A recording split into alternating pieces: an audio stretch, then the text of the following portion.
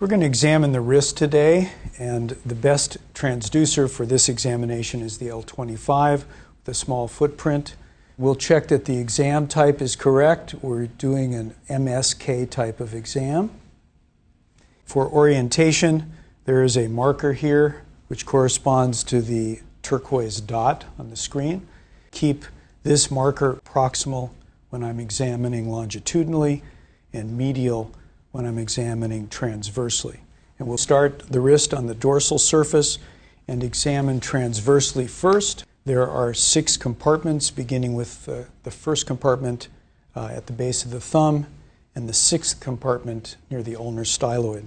When we look at the wrist structures, we're looking not only at tendons and bones, but we're also looking at a multitude of joints.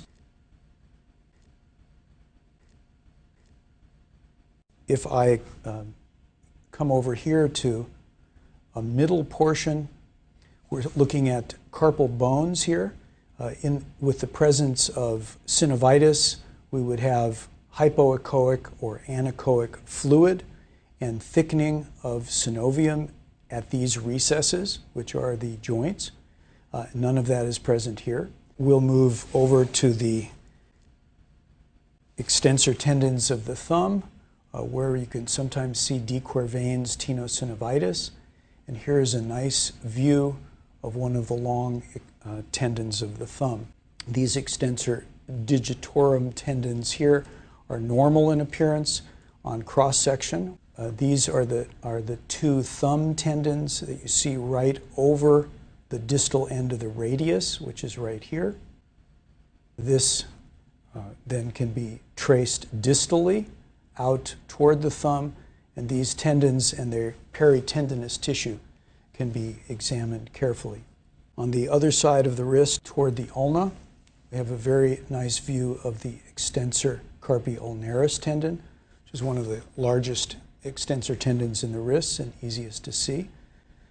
It also is frequently surrounded in a patient with an inflammatory process with fluid or synovium, and that can be seen as either anechoic or hypoechoic shadow around the distinct oval-shaped tendon, which is hyperechoic, and you can see the fibrillar nature within it.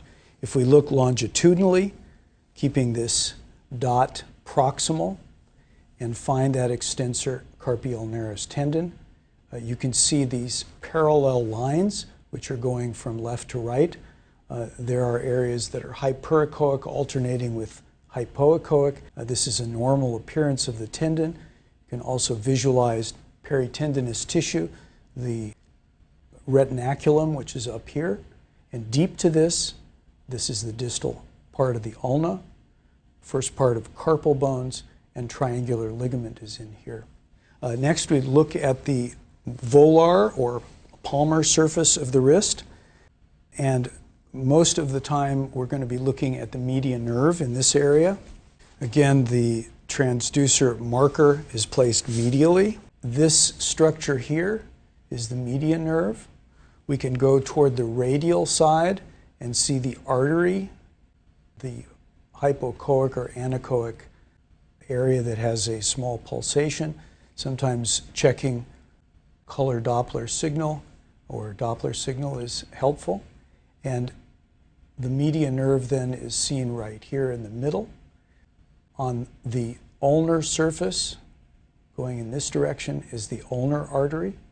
We can freeze the image and take a measurement of the median nerve if it's desired to see whether this is enlarged. There's a direct correlation between this measurement and the presence of carpal tunnel syndrome. So I have placed my calipers on both sides of the median nerve just inside the perineurium, and then I'm going to hit this ellipse button, and then I can actually take an approximate surface area. She has a 0.08 centimeters squared area, which is normal, and so by ultrasound criteria does not have carpal tunnel syndrome.